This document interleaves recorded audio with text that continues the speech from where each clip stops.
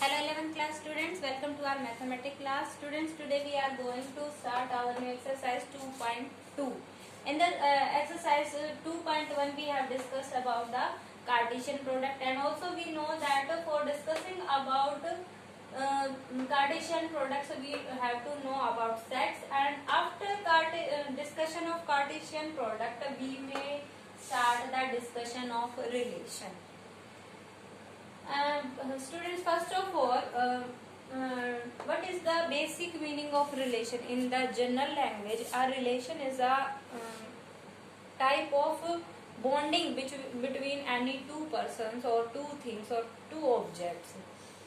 Suppose if we are saying that he is the father of me, she is my sister, then the terms brother sister father, ये सभी हमारा क्या बताते हैं? Relation बता रहे हैं। इसी तरीके से अगर हम मैथमेटिक्स में रिलेशन की बात करें तो रिलेशन क्या करेगा? एक सेट्स के एलिमेंट्स को दूसरे सेट्स के एलिमेंट्स के साथ रिलेट करेगा। अब इसमें जो रिलेशन आएगा वो दो एलिमेंट्स के बीच में आ रहा है, दैट मीन्स अगर हम रिलेशन के अंदर एलिमेंट्स डालेंगे तो ऑर्डर्ड पेयर की टाइप में जाएंगे, जिसमें फर्स्ट एलिमेंट फर्स्ट सेट से होगा और सेकंड एलिमेंट सेकंड सेट से होगा। और ऑर्डर्ड पेयर हमने किस में मिले थे? All the elements which are ordered pair, that was the elements of the Cartesian product. That means all the relations, जितने भी रिलेशन में एलिमेंट आएंगे वो सभी किस में जाएंगे? दोनों सेट्स की कार्टेशियन प्रोडक्ट में, बिकॉज कार्टेशियन प्रोडक्ट जो है वो दोनों सेट के सभी ऑर्डर्ड पेयर को कंटेन करती है। And in the relation also we are having the some ordered pair of the two sets, जिनके बारे में हम बात कर रहे हैं। तो दैट मीन्स जो रिलेशन होगा उसमें जो एलिमेंट्स आ रहे हैं वो कार्टेशियन प्रोडक्ट में तो है ही, पहले से ही है। दैट मीन्स रिलेशन जो है वो कार्टेशियन प्रोडक्ट का सबसेट होगा, और यही हमारी बेसिक डेफिनेशन है for the relation. The definition for the relation is let A and B are two non-empty sets. If we are having two non-empty sets A and B, then any subset R of the Cartesian product A cross B. जो भी अगर हम कोई भी subset उठा लें जिसका नाम हम दे रहे हैं R, किसका? Cartesian product A cross B का, then this R will be relation. और कहां से कहां तक? जो अगर हम Cartesian product A cross B बता रहे हैं तो रिलेशन होगा फ्रॉम A टू B। अगर हम Cartesian product B cross A ले रहे हैं और R जो है उसका सबसेट दिखा रहा है B क्रॉस A का, देन R जो रिलेशन होगा वो set B to set A होगा। Is it clear? Now students, in the Cartesian product we were discussing that the elements are of type ordered pair A B, that and R is also subset of A cross B. That means जो R के अंदर element आएंगे वो भी हमारे इसी type के आएंगे, ऑर्डर्ड पेयर के। अब बात रहेगी कि इसमें कौन कौन से एलिमेंट आएंगे, वो डिपेंड करेगा हमारे रिलेशन की डेफिनेशन के ऊपर। ठीक है, तो हमें ये तो पता चल गई जो हम R के अंदर एलिमेंट्स डालेंगे वो किस टाइप के आएंगे? ऑर्डर्ड पेयर के टाइप के आएंगे। दैट मीन्स हम अगर किसी भी रिलेशन को रिप्रेजेंट करना चाह रहे हैं तो हम उसको कैसे करेंगे? लाइक द सेट्स की रिप्रेजेंटेशन हमने किस तरीके से ली थी? By listing the elements, that means the roster form. And second the set builder form, in which we have applied the particular condition, a fix condition, fix rule on all the elements of the set. So similarly in case of relation also these two representation can be used for the relation. First is roster form. जैसे अगर हम बात कर रहे हैं two sets A and B. In the set A we are having elements 2, 4, yes 1, 2, 3.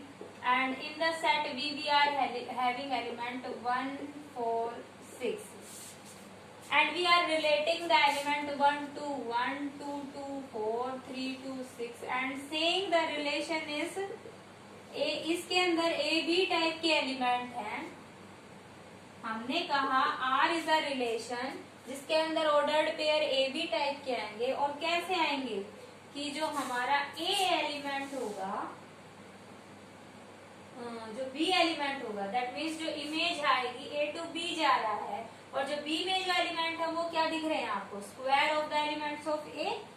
Here you are relating 1 square equals to 1, 2 square equals to 4, 3 square equals to 6. That means all b's are equal to a square. So relation will basic rule for this relation may be written as b equals to a square. We can write it as, and also we are saying that a is coming from the set A and the elements b are coming from the set B. So in this way we have described this diagram, this relation. Here we are discussing about the relation R. So यहाँ से हमने जो इस R relation को by definition, by using a fixed rule हमने define कर दिया. This type of representation is our set builder form. और अगर हम हर एक रिलेटेड एलिमेंट को लाइक ऑर्डर्ड पेयर लिस्ट कर दें, जैसे यहाँ पे हमने 1 को 1 के साथ रिलेट किया, that means we are having ordered pair 1 1.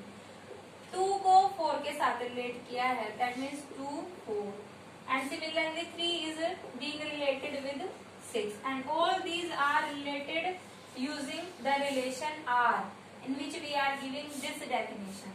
So if we are writing all the elements in the bracket, if we are listing all the elements of the relation, then this type of representation is our roster form. And this form of representation where we are using the relationship by using the arrows, this type of diagram is the arrow diagram.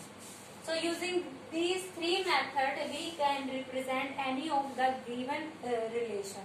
If we are given the condition, then we have हमें describe किया गया होगा relation की condition का, और फिर हमें using arrow diagram या फिर यूजिंग रोस्टर फॉर्म या सेट बिल्डर फॉर्म यूज करके हमें रिलेशन को रिप्रेजेंट करना है. ठीक है. Then students, let us start with our exercise 2.2.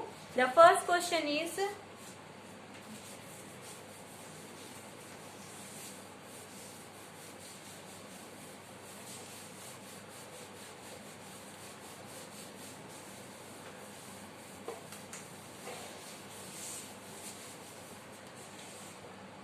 the first question is, in the set A we are having element 1 2 3 4 5 6.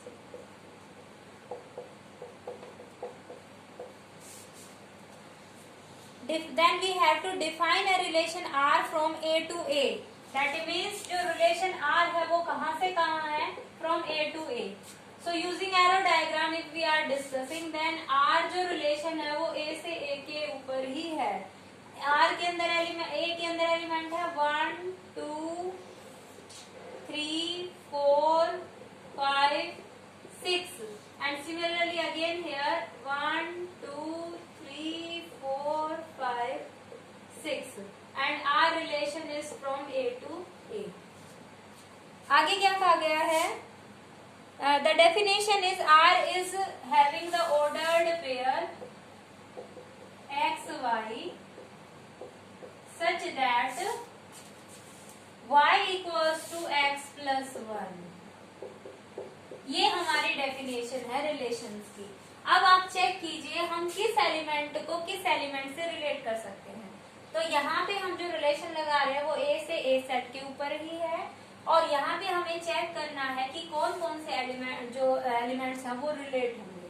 तो यहाँ से चेक कीजिए स्टूडेंट्स, जो हमारे x एलिमेंट है वो हमारे कहाँ से आएंगे, फर्स्ट सेट से, because we are defining the elements of R using the ordered pair x y. That means this x relate to the first set and this y relate to the second set. So ये जो x आएंगे ये A से, इस first set A से आएंगे. तो यहाँ हम सभी वैल्यूज रखेंगे 1 2 3 4 5 6, एंड देन चेक करेंगे क्या ये जो हमारी y की वैल्यूज है x plus 1 ये हमें वही लेनी है जो इसके अंदर सेकेंड सेट A के अंदर है. तो first we are using x equals to 1, then y जो होगा वो क्या होगा 1 plus 1 that is 2. So in this way the first ordered pair of the relation R is 1 2. So 1 is related to 2. Similarly we put the value x equal to 2 and we find y equal to 2 plus 1 that is 3. So 2 is related to 3. Now next is x equal to 3. Similarly y equals to 3 plus 1, that is 4, and x equal to 4, that means y equals to 4 plus 1, 5. x equals to 5 के लिए value y equals to 5 plus 1, that is 6. Now at last we are having x equal to 6 here. तो यहाँ से check कीजिए y हमारा क्या हो जाएगा 6 plus 1, that is 7. तो चेक कीजिए क्या 7 हमारे सेट A के अंदर है? नहीं है. This 7 does not belongs to A. That means ये वाला जो आपका ordered pair आएगा 6, 7, वो आपका इस R रिलेशन से बिलोंग नहीं करेगा. तो हमने जितनी भी वैल्यूज दी उसमें ये आपके पॉसिबल रिलेशंस हैं, और इनका यूज करके हम R को किस तरीके, हमारी कौन सी फॉर्म थी, सेट बिल्डर फॉर्म थी रिलेशन की, जिसमें हमने एक फिक्स रूल जो है वो दोनों एलिमेंट्स के ऊपर अप्लाई कर दिया था. अब हम क्या कर रहे हैं, by using the values, by in the condition we have find out all the values of all the elements of the relation, and now we are listing all the elements of the relation. So we are representing the relation in its set builder form. So the first element 1 is related to 2, that is first ordered pair is 1, 2. Second is 2 is related to 3, 2, 3. Next 3 is related to 4. Next 4 is related to 5. Next 5 is related to 6. This is our relation. So students, in the question we have to write down the domain and range. We have discussed how to represent the relation. This is our set builder form representation. This is our roster form representation. This is our set builder form representation, and this is our arrow diagram. So using these three types we may represent any of the given relation. अब हमें check करना क्या domain है क्या range है. Students, जब हमने किसी भी रिलेशन को इस तरीके से उसके सभी एलिमेंट्स का अगर हमें पता है, तो उसके एलिमेंट्स में जो भी ऑर्डर्ड पेयर है उसमें जो फर्स्ट एलिमेंट है, इन एलिमेंट्स का जो सेट होगा, that means these values of x, ये हमारा क्या बनाएंगी, डोमेन. तो यहाँ पे अगर हम चेक करें तो domain of A of R, इस केस में हमारा रिलेशन आर के लिए डोमेन क्या हो गया है 1, 2, 3, 4, 5. ओके. एंड रेंज क्या होता है, using these values ordered pair में हमारी जो सेकंड सेट की जो रिलेटेड वैल्यूज आती हैं. और इन केस ऑफ अगर हम आगे चल के फंक्शन की बात करेंगे, तो अगर हम ये वैल्यूज दें डोमेन की, तो उससे हमारी जो उनकी पर्टिकुलर एलिमेंट के लिए जो इमेजेस आती हैं, तो उन इमेजेस का जो सेट होता है उसको हम क्या कहते हैं, रेंज. तो यहाँ पे अगर हम देखें तो कौन कौन से एलिमेंट रिलेट हो रहे हैं, ये एलिमेंट रिलेट होके आए हैं 2, 3, 4, 5, 6. तो इन सभी एलिमेंट्स का, रिलेटेड एलिमेंट्स का जो सेट होगा वो हमारी क्या हो जाएगी, range of this relation R on the set A. Understand? Using this discussion, students, now you can solve all other questions. So you have to try your first 7 sums yourself in your practice notebook and solve the first 3 sums in your fair notebook. In all these sums you have to find the domain and range, and also you have to check is the given R is a relation or not.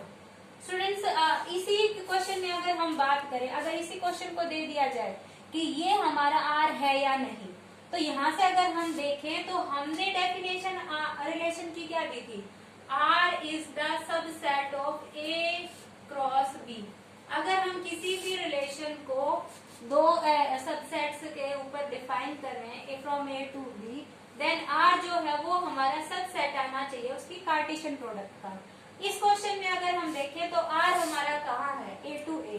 That हमें check करना है क्या are subset है Cartesian product ए cross ए का. तो ए cross ए हमने जो है वो पिछले एक्सरसाइज 2.1 में निकालना सीख लिया है. उसमें हम क्या करेंगे, 1 जो है वो सभी एलिमेंट्स के साथ रिलेट होगा, 2 सभी के साथ रिलेट होगा, 3 सभी के साथ रिलेट होगा, 4 सभी के साथ, 5 सभी के साथ, 6 सभी के साथ. तो हमारे पास कितने एलिमेंट्स होंगे? 6 स्क्वायर, दैट इज 36 एलिमेंट्स होंगे, क्योंकि हमारे number of element in first 6 है, सेकंड में भी 6 है, तो टोटल इनकी कार्टेशियन प्रोडक्ट में कितने हो जाएंगे? 36। और यहाँ पे हम जो चेक कर रहे हैं आर, उसमें जो ऑर्डर्ड पेयर आ रहे हैं 1 2 2 3 3 4, आप चेक कर सकते हैं, ये भी हमारे A क्रॉस A के अंदर ही आ रहे हैं। That means all the elements of R are also element of A cross A।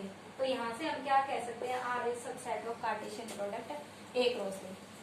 अगर हम किसी भी रिलेशन में ये चेक कर लेते हैं कि वो कार्टेशियन प्रोडक्ट का सबसेट है, देन वी कैन से कि वो आपका रिलेशन बना रहा है, ठीक है। That means R is a relation on defined on the set A to A here. So students, these are your questions. You have to solve your first 7 questions of the exercise. Thank you. Have a nice day.